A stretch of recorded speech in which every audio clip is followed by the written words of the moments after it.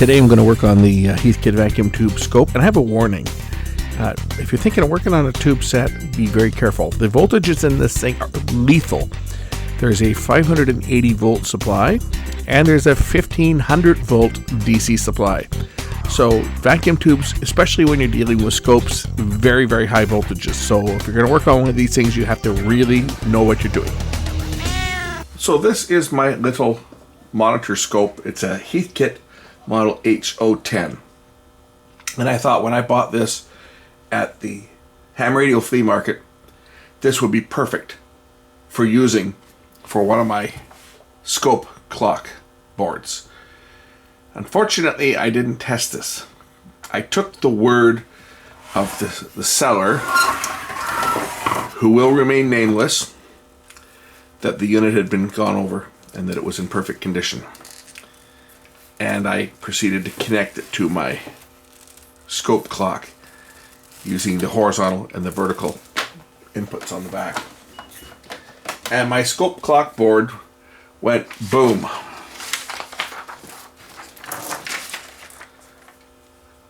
So then when I tested it, I found that there was a DC voltage coming up. So I'm just turning this thing on. There's a nice, very nice green display.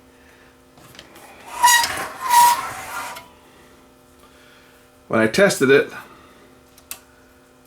I found that there was a voltage coming out of one of the ports on the back. I forget which mode it was in. I think it was in this mode here.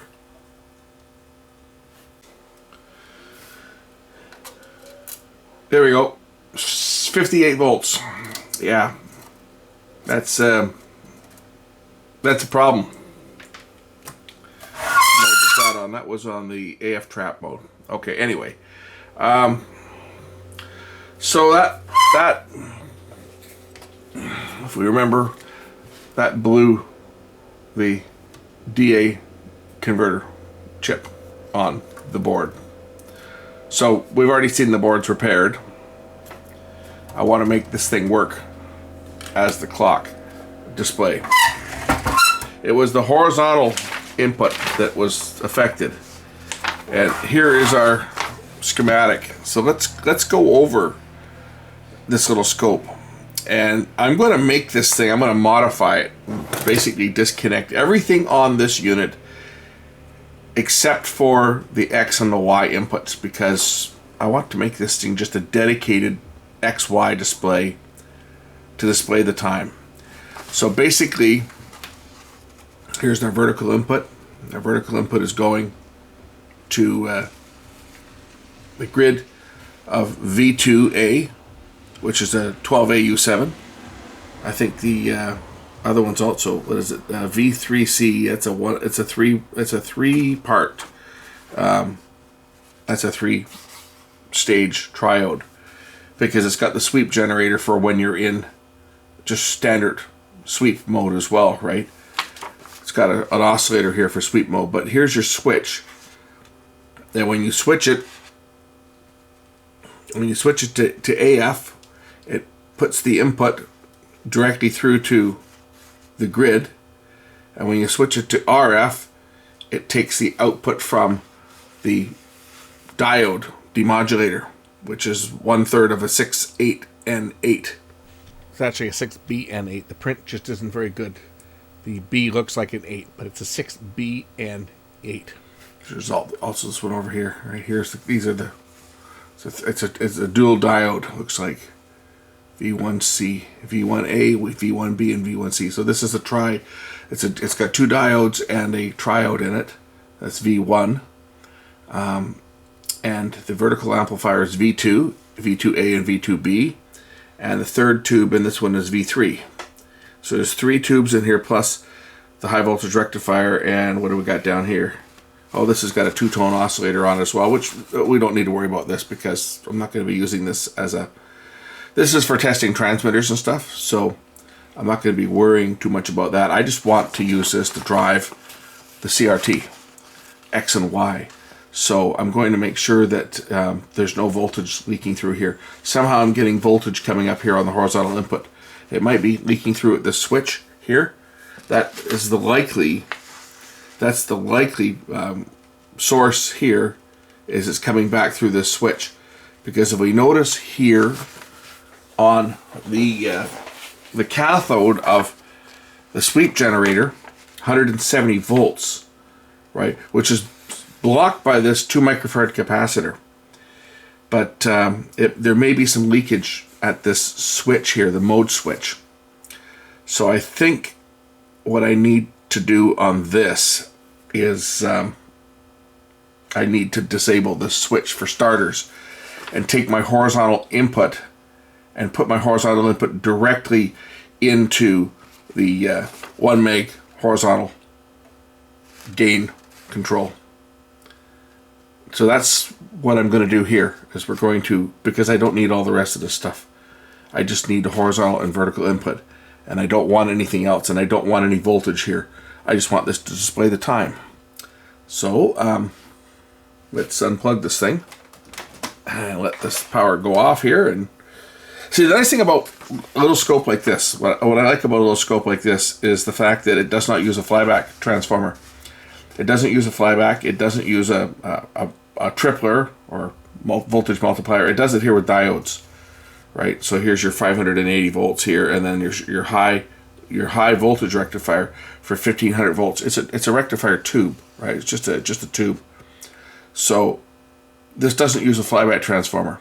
So reliability wise, this should be pretty good. It's old, but it should do the job. So let's crack this thing open and see if we can eliminate the switch. And I should be able to do this just by unsoldering it from here and taking my input and taking it directly to the wiper, or not the wiper, but the high side, because the other side is grounded, of the horizontal amplifier. That way I have 2 gain controls, vertical gain and horizontal gain. So then I'll just have my 2 inputs, and I'll have my horizontal and my vertical gain, horizontal gain. And the position controls, I think they just changed the DC bias going to the tube itself to move the, here's your position here, right? You got your horizontal position here. What this does is to center the beam, you're adjusting the voltage to one of the plates on the tube here, right? And the same for the vertical gain is over here, the vertical position. You're just changing the voltage on one of the plates, and that's what pushes the beam one way or the other.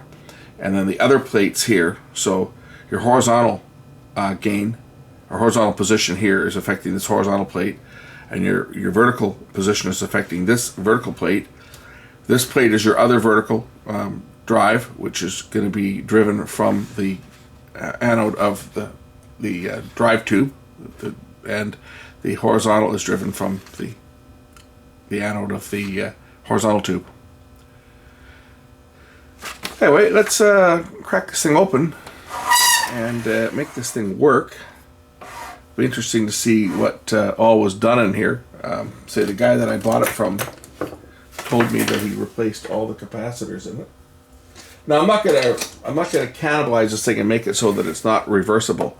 I'm just going to make that one change. I'm just going to disconnect that switch, so that if I ever wanted to use this as a waveform monitor for my ham radio stuff, I could. But I bought it primarily to use to make an oscilloscope clock that I could run without having. I mean, I've got my other big HP scope which I could use too, but this is kind of nice and it's small and it won't chew up a lot of power when it's running. So this is the unit as it comes apart.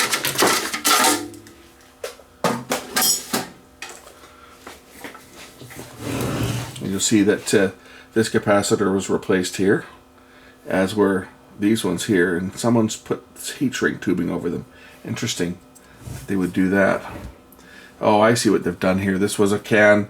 This was a big multi-can cap, and as you can see, what they've done is they've cut the can off and they've just replaced it with 4 capacitors, and they put heat shrink tubing on them so that I don't know why they would do that. Why would anybody do that? It's not really necessary, but they've been replaced. Anyway, looks like all the caps, these ones have been replaced, that one's been replaced, and this one's been replaced here.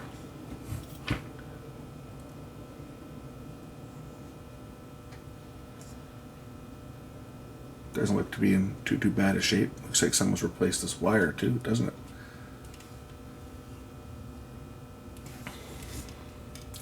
That's the vertical input. The horizontal input is this wire here, which is going up to this switch. Looks like. Anyway, I want to put it to the horizontal gain control, which is this one right up front here. So here's the back side of the switch, and this one here is going to be the wire coming up from the horizontal input. And I believe this 2.2, it's a 2.2 microfarad. We can see the bottom side of the control here, right here. So basically all I need to do is I just need to move this wire from here, and I'm going to attach it down directly to the input of the control. And that way, and I'll disconnect the capacitor here. That way the switch is completely out of the circuit, so I don't have to worry about any leakage of any high voltage across the switch, making it into this circuit and causing a problem down the road. Because, say, that's, I think, is what blew up, well, I know that that's what blew up the board. Okay, I don't think, I know that's what blew up the board with that 65 volts that was leaking across there. I think the problem in here is maybe this switch is bad, and that's why we ended up with some voltage. And then from looking at the way that the switch is located here, right here's our switch, and there's 170 volts coming in on one pin here, and it's just one contact over from the horizontal input. So if there was any oxidation or corrosion or anything between the contacts, or any even dust getting in there into the switch, because as you can see, the switch itself is open, right? It's an open type switch, and when I rotate it, you can see the contacts just, you know, it's a rotary type, leaf type switch, but it's an open switch, so it's very possible that what's happened on here is just some dust over the years has got in there, and it's enough to cause leakage. We're back to this capacitor here. I think that probably what's happened is when it's in the sine wave mode, that capacitor is charged, and when the switch is switched, it's dumping its charge into the input, and that's a really bad design. Anyway, let's get rid of it. It's not necessary, because you notice that the vertical goes right into the control. So if I make the horizontal go right into the control, I'll have the same setup on both. I don't need to have that cap there. The only reason that cap is there is that cap is to block the DC that is on the cathode of the oscillator, the sweep generator. That's the only reason that capacitor is there. And for that matter, that capacitor could have been put here on this side of the line here as well. They could have put it on either side, but anyway, it's just a blocking capacitor.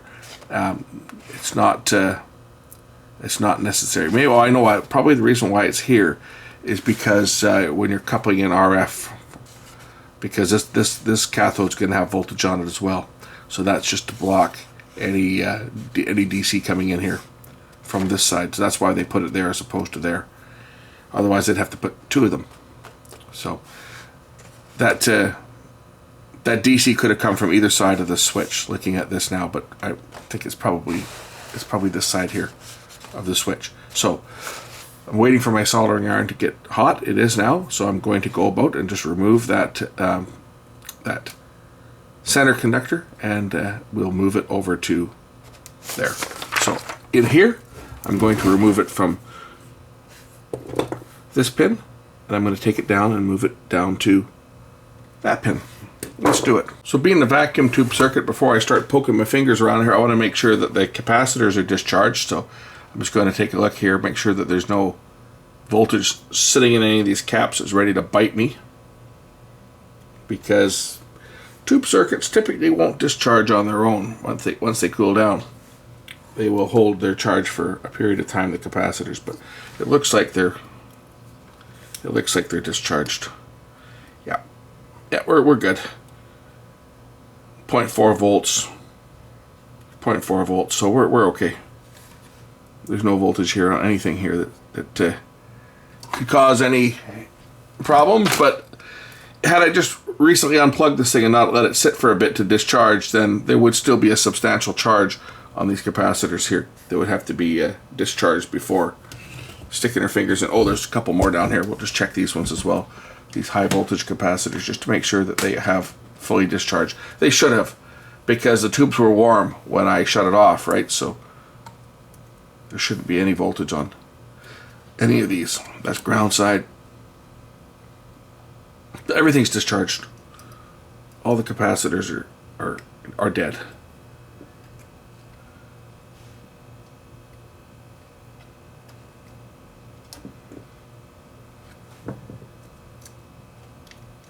Okay, so now let's disconnect that wire that's going to the horizontal input.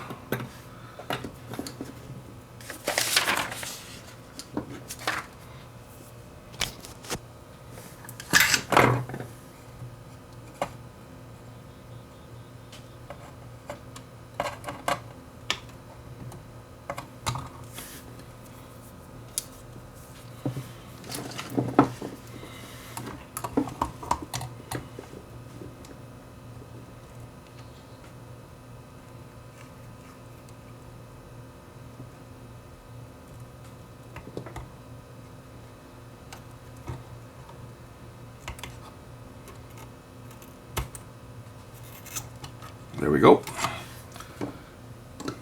See, the nice thing about these is the shield is only grounded at one end, which is typically what you do when you're working with RF circuits, because you don't want to create an RF loop. You don't want to create a ground loop, so you ground the input cable just at one side, so it's grounded at the terminals. So I don't have to worry about the shield here. It's just cut off. So I just have the one wire. And I just have to get down into this one and remove the side of the capacitor. And hopefully it's not twisted on too tight. And I can just heat it up and remove it and stick the wire in place, and then we can test this thing and see how well it performs. Watch me blow up another clock module.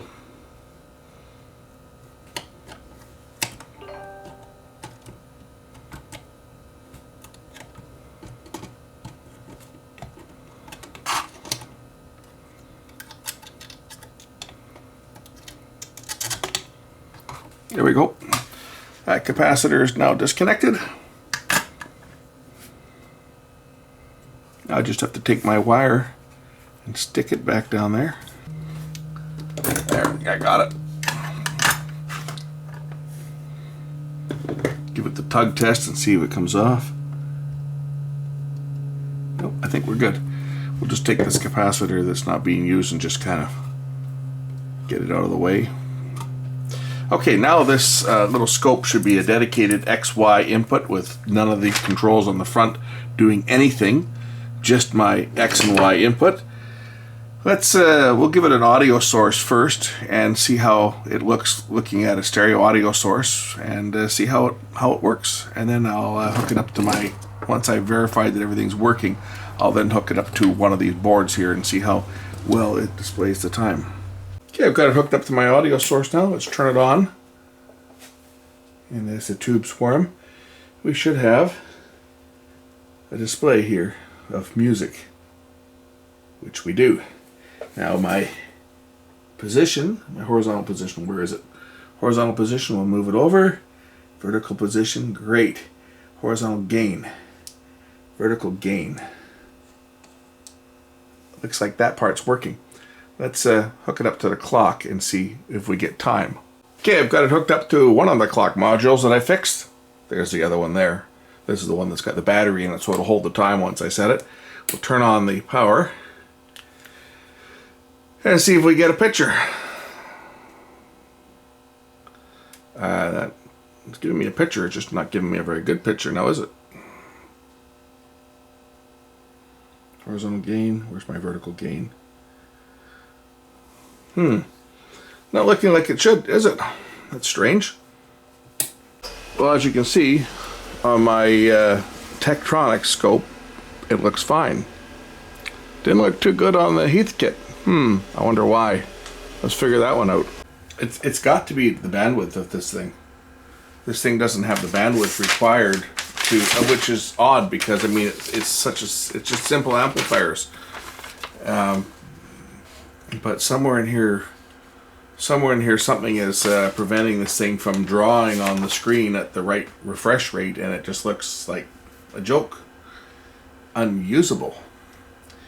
So it's got to be a bandwidth issue, because this is, if I try to display this on a digital scope, I get the same type of thing because they just don't have the bandwidth of a good old analog scope. I mean, even my 1963 Hewlett Packard does a beautiful job. The only reason I don't use that, I probably will use that one, I've got two of these boards, so I like to get this one working as a clock display, and then I'll use the HP as well as a clock display. But I mean, there's really no reason why it shouldn't work. It's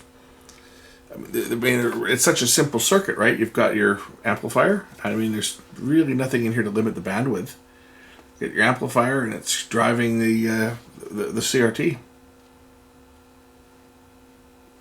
Now there's this clamping circuit that's in here, but it's not even turned on. I don't think. It's not even part of it. The clamp is turned off. The clamping is off here. It's disabled. Ultimately, this is going to be much more work than I had originally planned. I figured this would be just plug the thing in and it should display it, but unfortunately it doesn't. And it's going to require a little bit of reverse engineering of the circuitry and changing some components out and eliminating some. There's capacitors in here that are going to have to come out. There's other ones that are going to have the values changed, and there's going to be some resistors that are also going to have their values changed, just to get the linearity up on this horizontal and vertical amplifier. Well, the only thing that I can see that would limit the frequency response getting to the CRT would be a couple little capacitors in here that maybe have to change the value of them. The one's right down here. There's one here. It's a blocking capacitor, C15. It's 0.22. That one and the other one would be on the this one here. It's another 0.02 off the vertical. The signal comes out from the plate and passes through this capacitor to get to the control grid on the control plate inside the tube. Same with this one here. This is the signal coming out. So providing our signal is not distorted here on the tube, which it shouldn't be, because the tube is just going to amplify what comes in.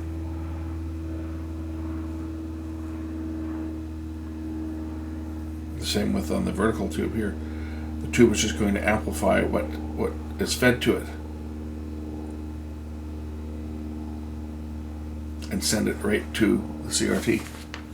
But we're definitely having a bandwidth type limitation problem here, because I can connect my other scope at the same time, and I should have a picture should be fine. I don't think it's distorting the signal coming off of the driver board. We'll just hook the other scope up here at the same time. Yikes! What's wrong with the picture? Okay, let me just unplug the RCA plugs. Oh. Interesting. As soon as I plug, I don't even have this other scope turned on. As soon as I plug it in, one of my probes just fell off there. As soon as I plug in the cord, it starts to oh, interesting. As soon as I touch the ground to it.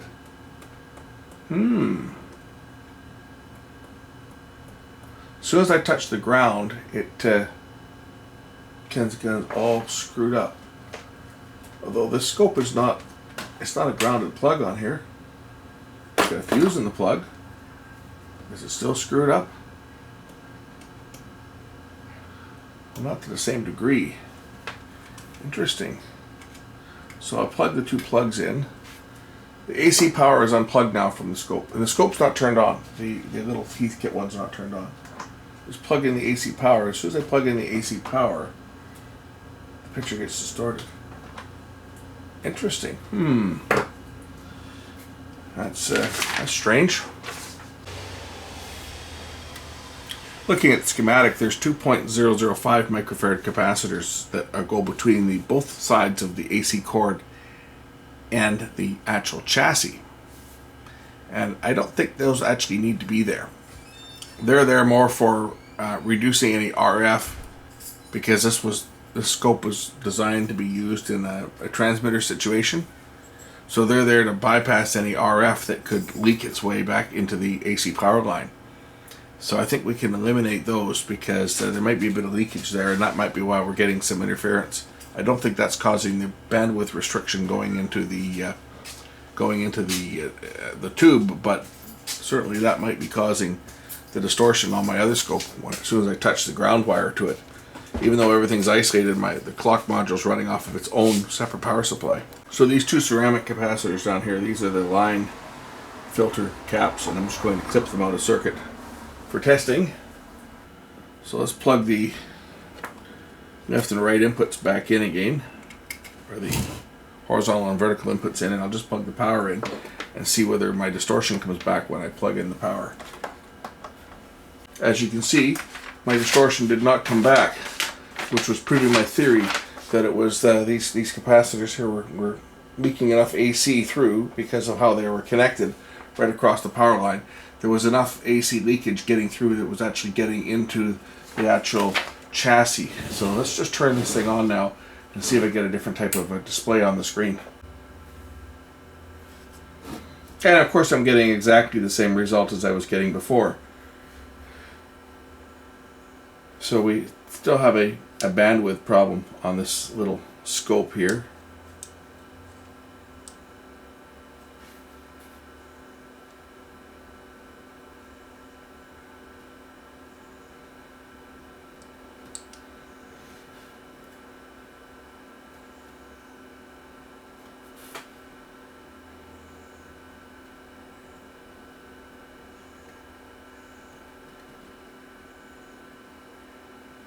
Looking at the schematic a little closer, these two capacitors here, C14 and C13, that go to ground, they will limit the frequency for the horizontal plate. Right? They're going to allow the low frequencies to reach to the CRT, but the higher frequencies, once you get beyond a certain frequency, they're going to those capacitors are going to pass it right to ground, just like how a crossover works in a speaker, right?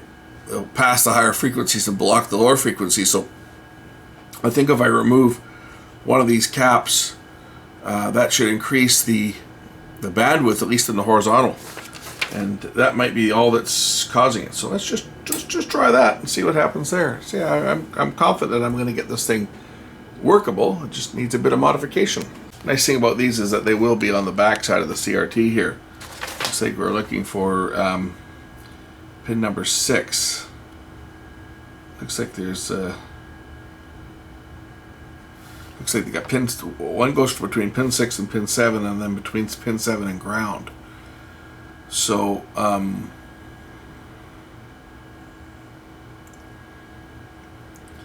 it's probably this one here, C14, the 22 picofarads. Looks like 22 microfarads. So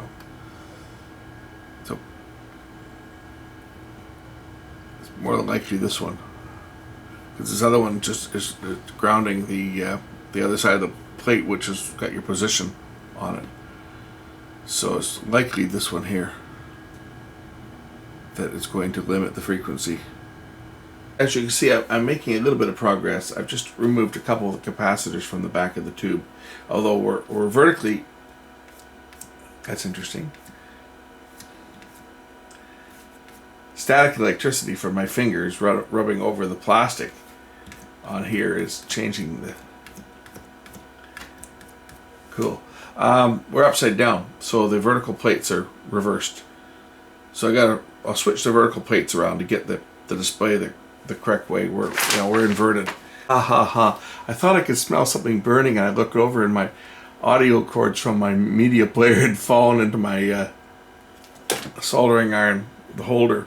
So I shoved the soldering iron in there, and I was burning my connectors up.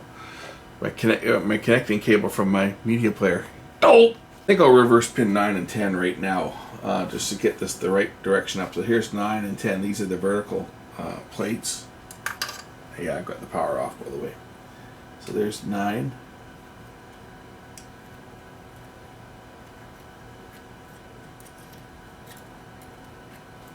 I guess I'll have to cut that.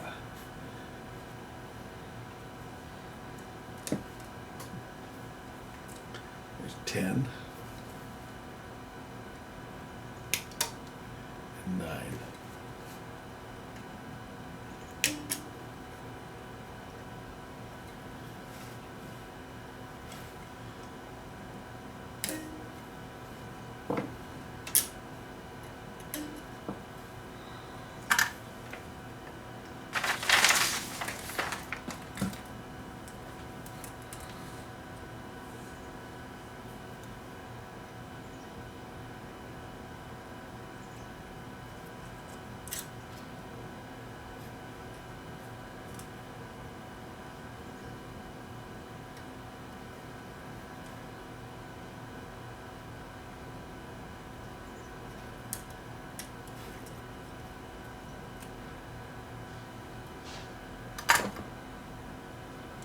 This is my input.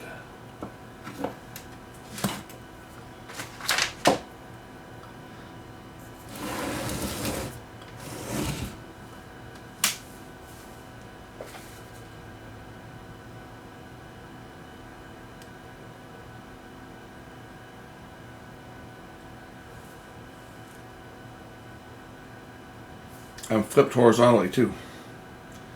I gotta reverse the other 2 plates. Now the display is the right side up, but it's flipped this way. So I gotta reverse the other 2 as well. It's hard to read this stupid schematic because it's not that clear, but that could be a 6. I think 6 and 7 and 6. 9 and 10 are the plates, and 7 and 6, because I can see an 8 here. I'm thinking it was 7 and 8, but 8 looks like that's my, that looks like it's my focus, actually. Pin 8 is, no, pin 4 is focus. Pin 8 is just one of the screens. 280 volts. Yeah, it's 7 and 6. Okay. Let's do this right. So 7 is here, and this is 6 up here with the blue wire. So, and I've already taken that cap out because it's not doing anything other than degrading the picture. Same with this one.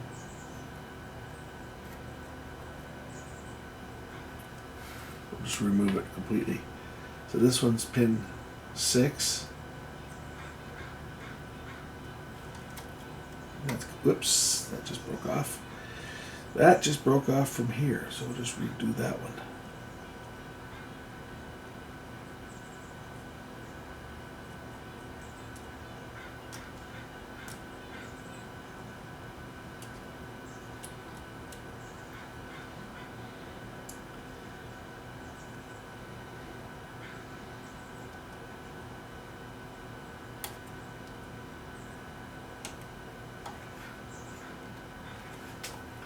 One thing when you're dealing with Heathkit, you never know how well the guy built it.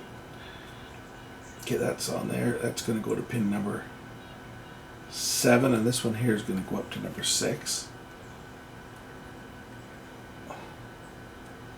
So that's going to go to 7. I'm going to remove the wire here from 7. It's going to go to here.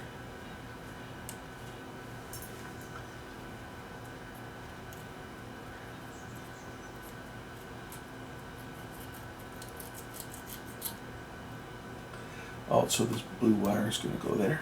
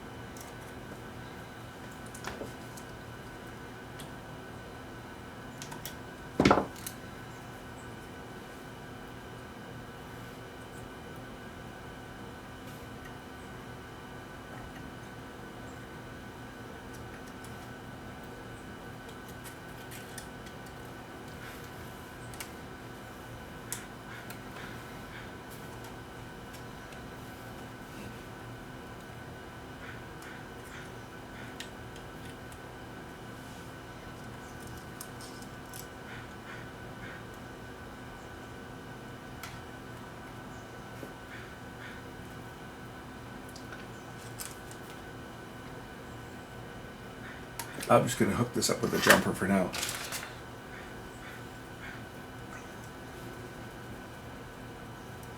Well, as you can see, it's starting to more resemble a clock. It's now facing the correct direction. Still, when I touch the screen, it does that. Vertical and horizontal centering, vertical gain. It's like going into distortion there on the vertical. These tubes don't have a lot of gain in them, but it should be enough to create a clock face if I can get the bandwidth to increase to the point where I can actually see it. The reason why it's doing this is because, well, there's capacitors and stuff in there that are not passing the full bandwidth to the CRT, right? And that's what's limiting things here. So I'm going to I'm just going to remove a couple of these capacitors here that's in this vertical circuit here. See, between our cathode and ground, right? Our resistors ground out our cathode, but there's a capacitor in parallel with it, which is going to change the frequency response. Same with this little cap between pin 1 and pin 7 that couples. Obviously, we need a blocking cap there, but if it's the wrong value, it's going to limit the frequency response. So I'm going to, there's nothing in the horizontal, right, between the cathode and your ground, cathode resistor to ground. There's no capacitor here, but there is on the vertical side. So I'm just going to try clipping these two out just to see what happens. So this is one of them right here. Okay, that one's out. And the other one's this one down here.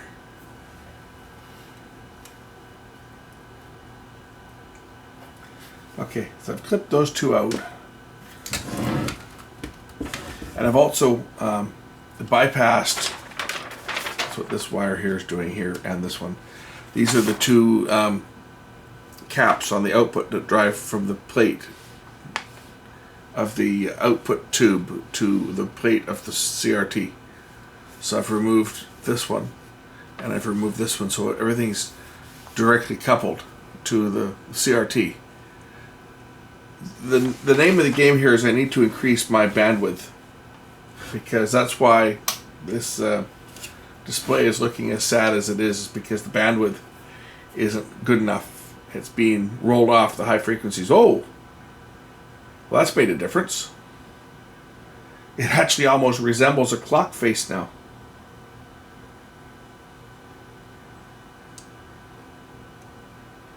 Focus isn't very good, but it has now made a difference in how this looks.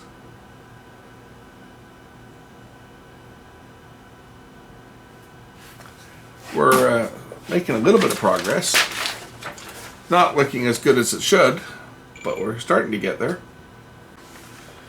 I mean, I'm getting there. I'm certainly getting closer to where I want it to be, but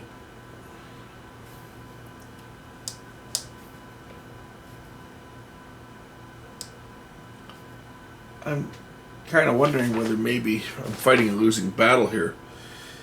It may be just this circuit doesn't have enough balls, basically, to run it. I'm thinking maybe my accelerator voltage isn't fast enough, like not high enough voltage. It's only running 1500 volts on this on the second anode for this tube. It's a 3 RPI CRT, so it's a relatively low voltage tube. But it's 1000 volts for the focus, 1500 volts for the screen. Looks like the accelerating anode only has about 280 volts on it, which is a little bit low, I think.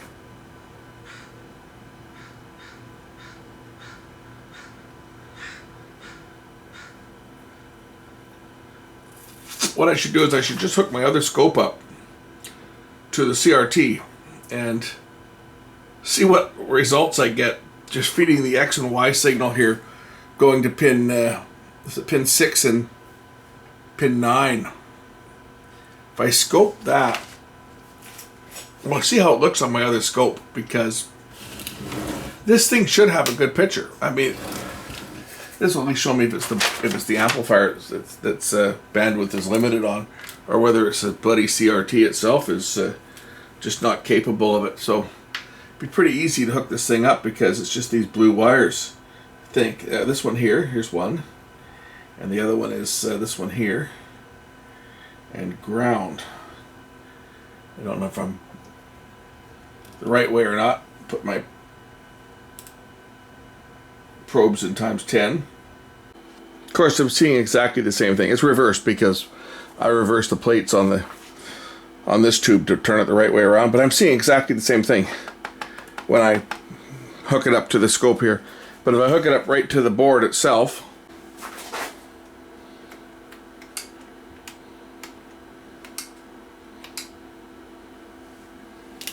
it looks fine. That's just the cameras, not.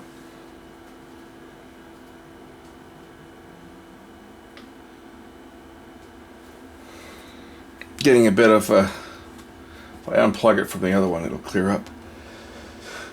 So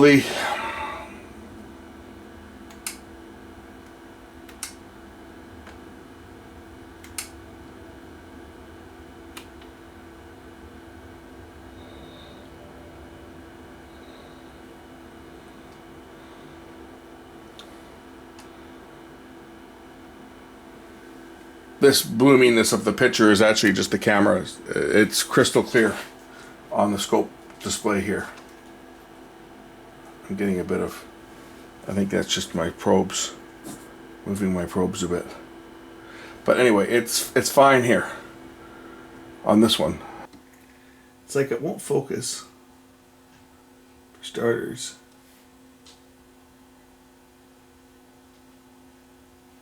I wonder if my high voltage is a little low too. But it's got that, definitely it's got a bandwidth limitation problem. You see, you can read the numbers, they're not clear. And I'm seeing between each of the traces here,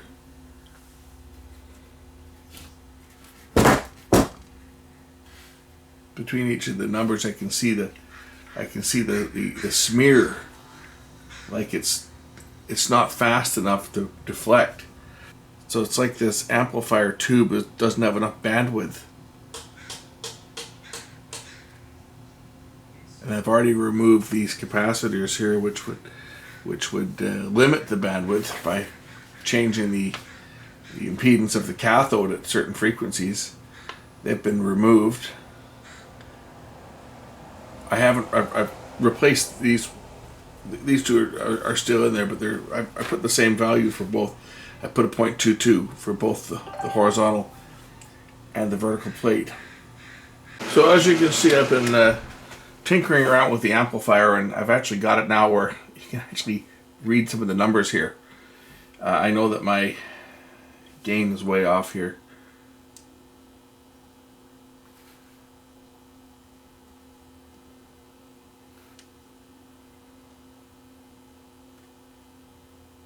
But made a little bit of progress.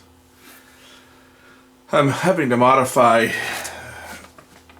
the amplifier, changing values of resistors and stuff to try and make the amp a little more linear and increase the frequency response. So what I've been doing is I've been changing some of the values here in the cathode follower, the grounding of it, to try and increase the bandwidth a bit and increase the gain. And I'm having some results. As you can see, it's starting to look a little bit better. It's still not right, but it's looking better than it was looking before. I think by the time I get this thing totally done, this thing is not going to resemble what it looked like when I got it.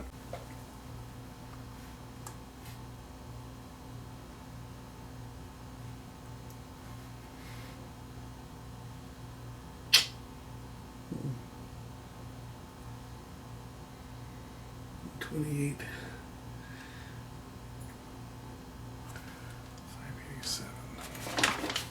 The voltage on this thing's really high.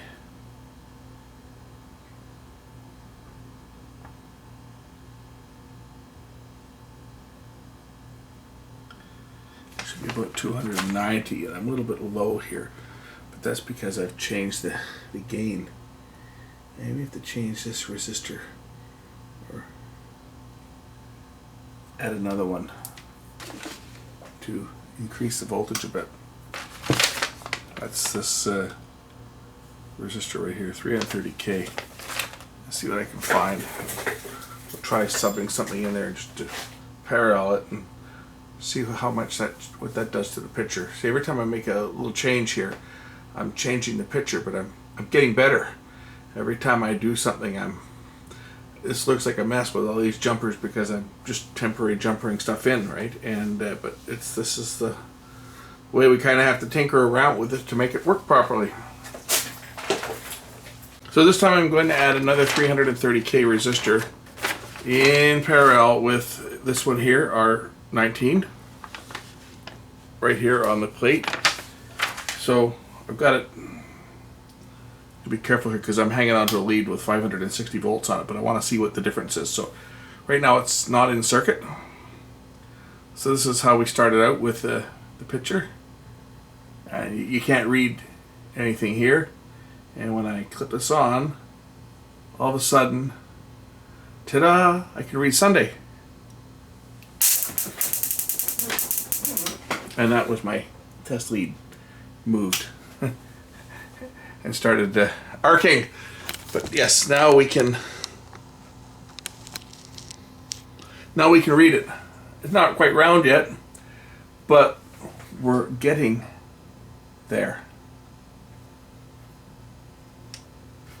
So maybe we'll go down we'll add another 330 and that'll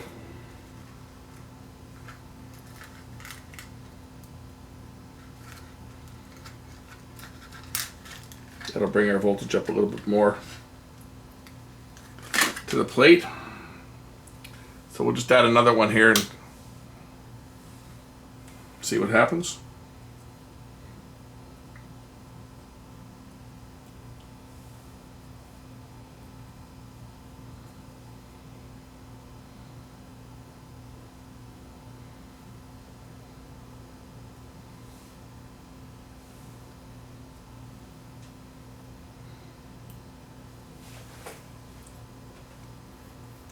Make sure my jumpers aren't touching anything, because 560 volts has a tendency to spark a bit. Oh, yes.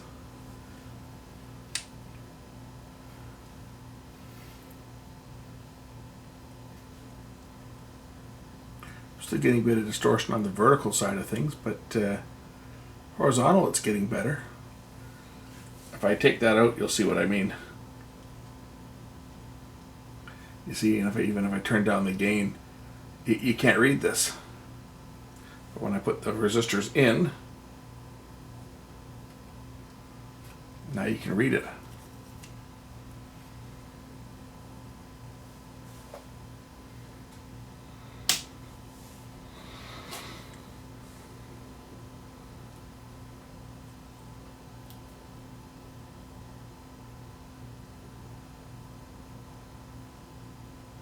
So I'm just to figure out what value is going to do the job.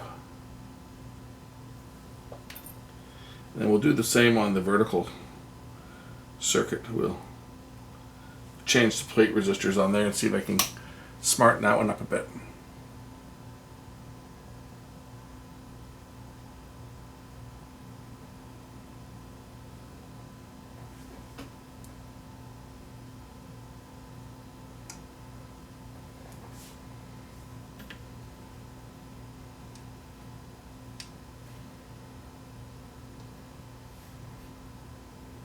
See, the vertical, when I try to crank it up, it distorts.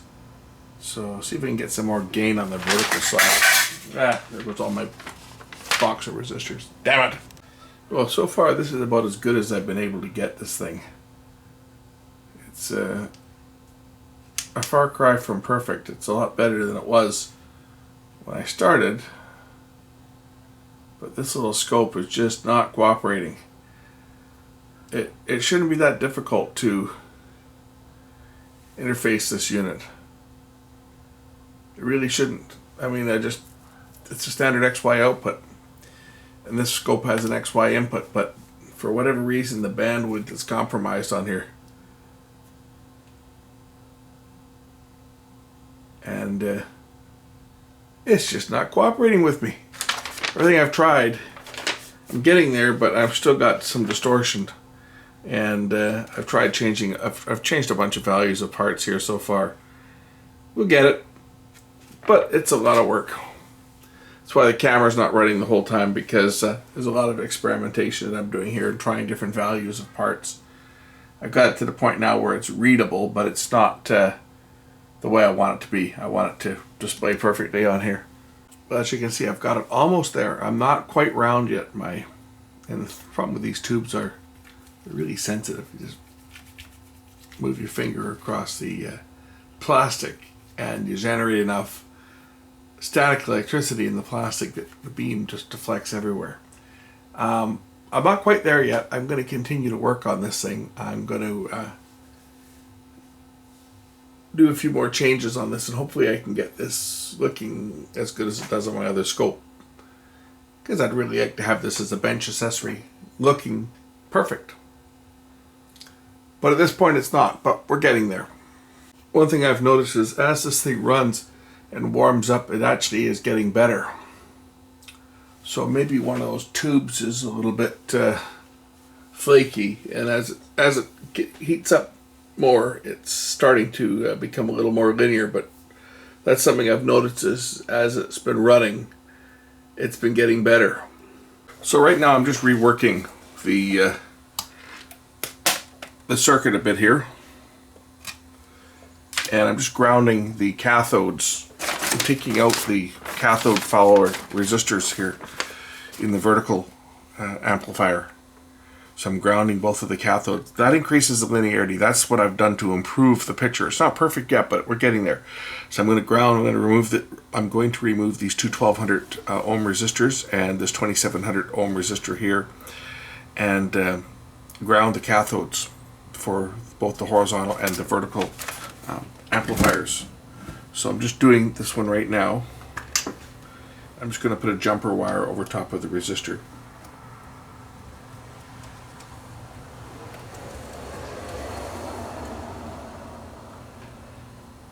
One other modification that I've already done is I changed the value of the resistor slightly in the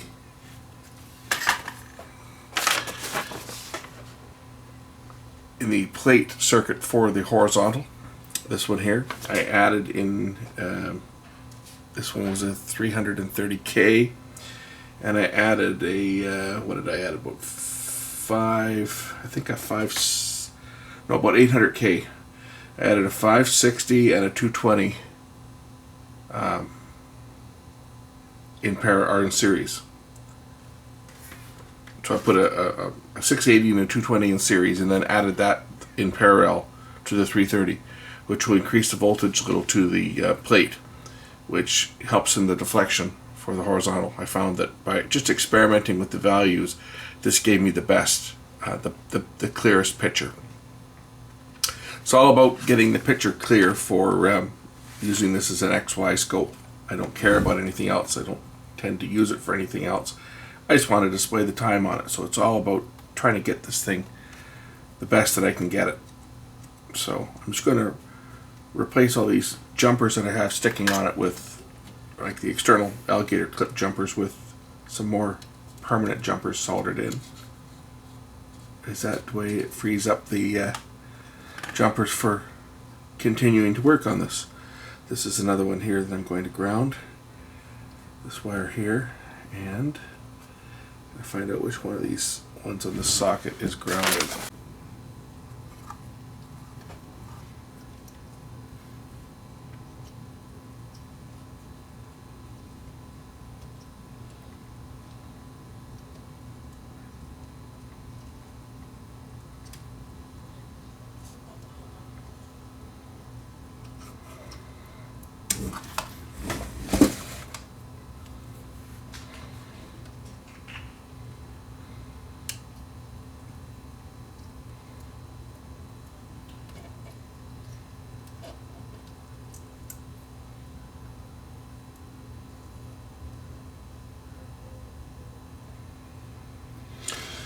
One thing about working with tubes is that they're very forgiving, so you can do a lot to them without really doing any damage.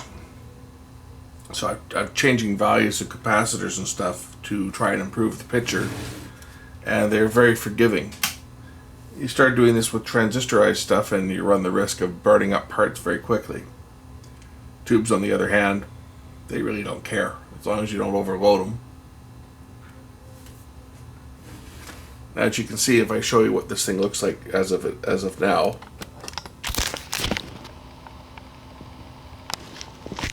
it's more or less resembling a clock. I've still got some vertical distortion here. When I turn up the gain, it distorts more. So I still don't have quite enough vertical, but my horizontal is looking pretty good. It's just that my vertical is still a little bit out on the top side. It's like I'm running out of steam on the tube. But that's what we're working on now. See, I think the horizontal is okay. I think that part should be okay. It's just the vertical that I have to deal with now. Certainly usable, but doesn't look like it should. And it might be the tube. It might be this vertical tube. Vertical amplifier might be getting a bit weak.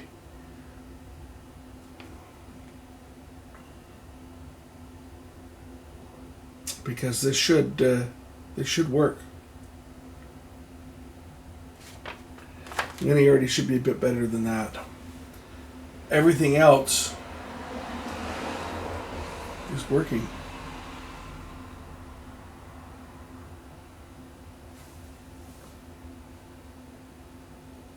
I think that looks a lot better. Let's turn it on and see how it looks. As I say, I've still got the linearity problem, but I am gradually getting that better. But I think without the grid, it looks much better. And watch, because as it warms up, this picture will actually improve, which is making me think maybe it is the tube. One of the tubes is getting a bit weak. Where's my vertical position here? Vertical position has a tendency to make the horizontal drift slightly too, but it certainly is an improvement over what it was when I started, that's for sure. Which, I mean, what you saw at the beginning was an absolute mess. Let's just try the different types of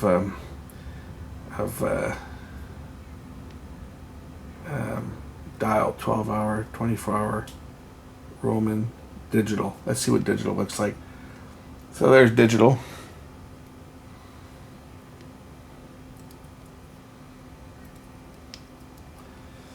And what's this one? Oh yeah, binary. If you like a binary clock. Focus is still a little bit touchy on this thing. And that one there is that. So it only has the 12, 3, and 6 markers. And the 12-hour, 24-hour, and Roman numeral clock. But as you can see, these tubes weren't the greatest scope. This little Heathkit HO10 was not the best scope. I remember I had one of these, or one very similar to this. The first scope I ever had that I built from a kit was one of these, and I remember that the focus on them was never great. It's because the high voltage they're using isn't well regulated. It's just a half-wave vacuum tube regulator that is used. I'm sure if I replaced that regulator tube with a couple high voltage diodes, it would probably perform a lot better than it does. But anyway, it is what it is. As you can see, the vertical linearity is getting better on it as it sits and warms up a bit.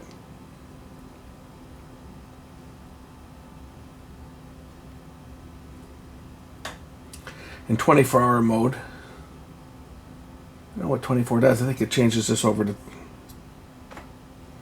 should display it in 24 mode instead of 12.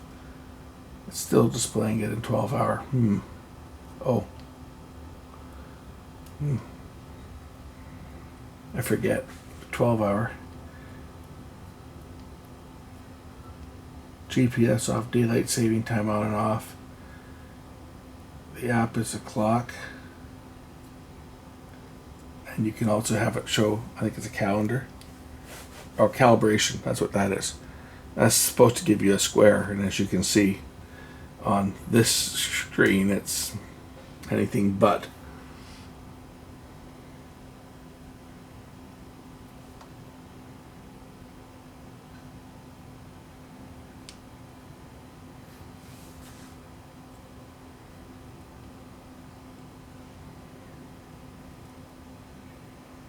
And then you got terminal, demo, boot. So clock, calibration, terminal, that's where you can actually have it display a message on here. Never played around with that much.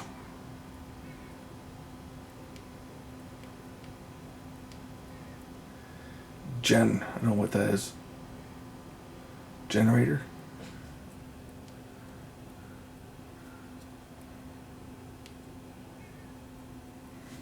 Don't know what I did to it there. We'll just reboot this thing.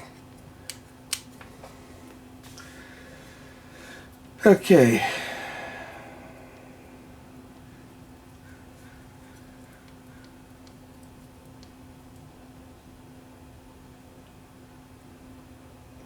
Demo and boot. Demo goes through all the modes, I know that. And back to clock.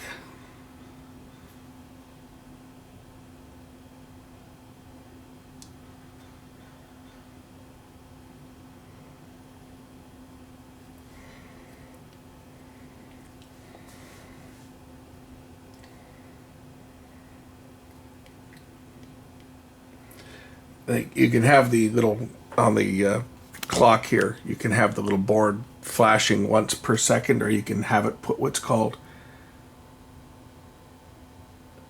4096 hertz, and then it has different settings for the output. And then 1 hertz. Chrono on and off. Oh yes, the LED, that's what you can change that to. Alarm on and off. LED can be either flashing once per second, or it can be blinking. That's this LED up here. It can be blinking the time in Morse code if you want, or in debug mode, or turn it right off completely. Burn in. This will move the image around the screen.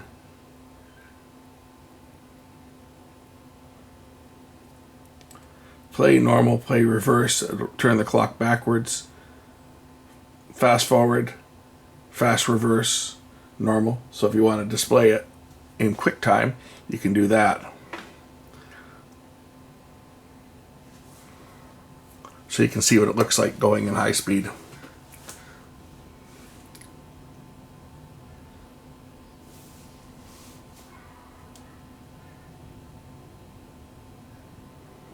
But even at that, you can see that this image wobbles around on this tube.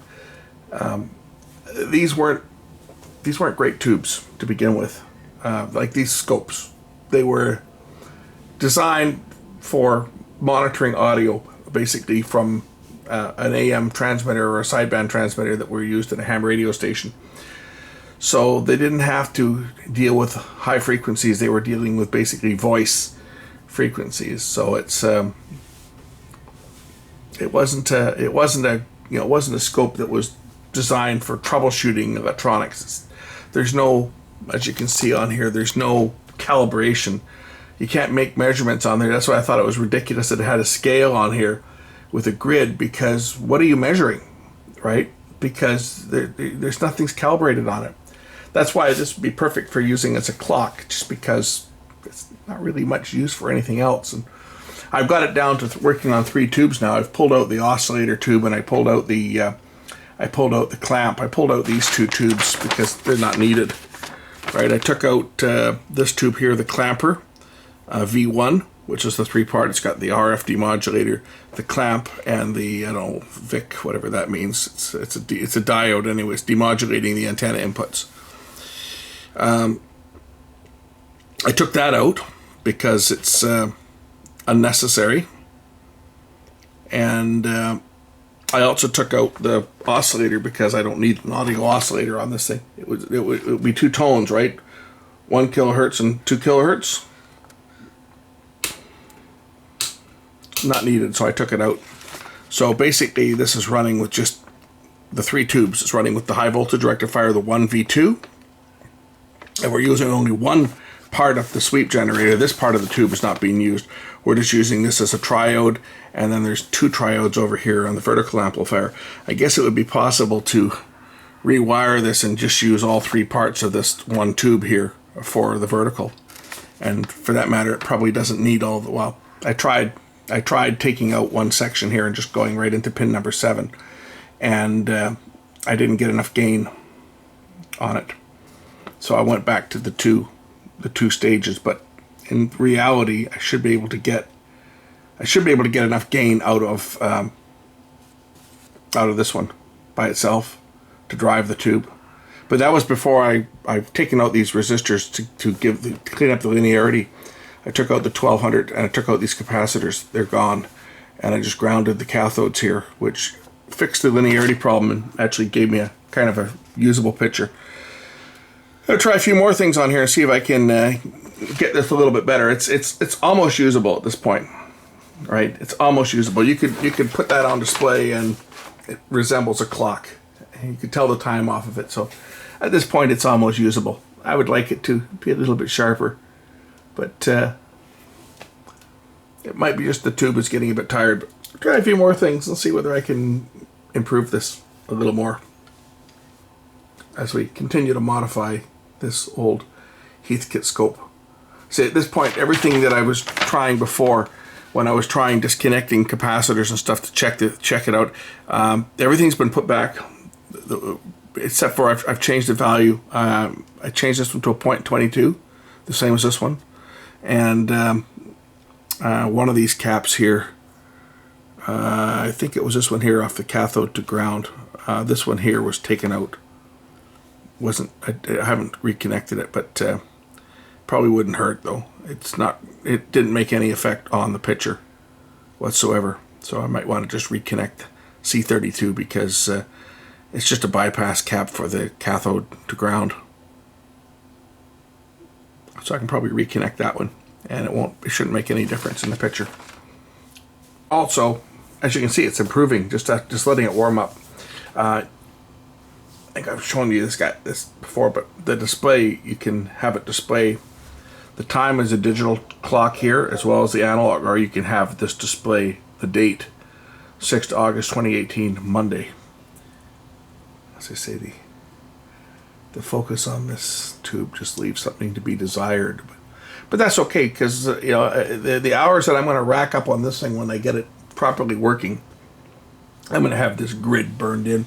There's already a line from the previous owner. It's got a black line. If I take off the green lens and look at the white phosphorus, there's a line burned across here, but that's okay. That's no big deal. The grids are going to get burned in over a period of time anyway. I bought this just for this application, so I intend to trash it. I just got to get the display looking a little bit better. You notice if I move the vertical position up and down, you'll see where the black line is. If you watch right here in the lettering, see? There's where the burn in is. This tube actually has quite a bad burn that you don't really see. But if you take the screen off, if you take the lens off, you see it. It's almost black, but you can see it there. It's not going to be a problem using it for this because I'll just keep the centering off of that portion of the screen, so it's not going to really show up. But yeah, this tube's got a relatively bad burn as far as scopes go. Well, that looks a little better, doesn't it? The tube. I went and pulled the 12AU7. This is an old, look at this, made in USA. This is a really old tube. This is an original Delco. I went and pulled one of the 12AU7s out of my kit amp. And as you can see, it's certainly straightened out the top edge of the, and I've got lots of gain now. It doesn't fold over like it did before until I really cranked the crap out of it. But yeah, it was the tube. So this is finished, this project. This is great. I love it. It's Bring the horizontal gain in a little bit here to center it up a bit. Not quite perfectly round, but it's good enough. It's good enough for me. That's it. I've got the scope done. I'm happy now. I'm going to have to find another 12AU7, I guess. I have to go through my old tube collection. They're a pretty common tube. They're readily available. So anyway, that's the fault with this. Now the one that's going to be tough to get is that other one for the horizontal, because that's a triple triode, although there's 3 triodes in it. So I guess if the one wears out, I can always wire the other ones up that aren't being used. But anyway, here it is. I'll go back to the other tube so you guys can see the difference. So just shut off the power here, because I'm not going to stick my fingers in there with it live. And here's the other tube again, as you'll see as it warms up. See. It doesn't have quite the deflection, and if I turn it up, it just kind of distorts right there. So there is the fault. The 12AU7 is weak, so we know. All right, I can put this thing together now. This is done. I'm happy. Thanks for watching. You'll see this thing from time to time. I'm going to find a place to put it in the shop. I might even take it into the house. This is cool. I like scope clocks. Now I got to find another XY scope so that I can put my other board to use. Thanks for watching.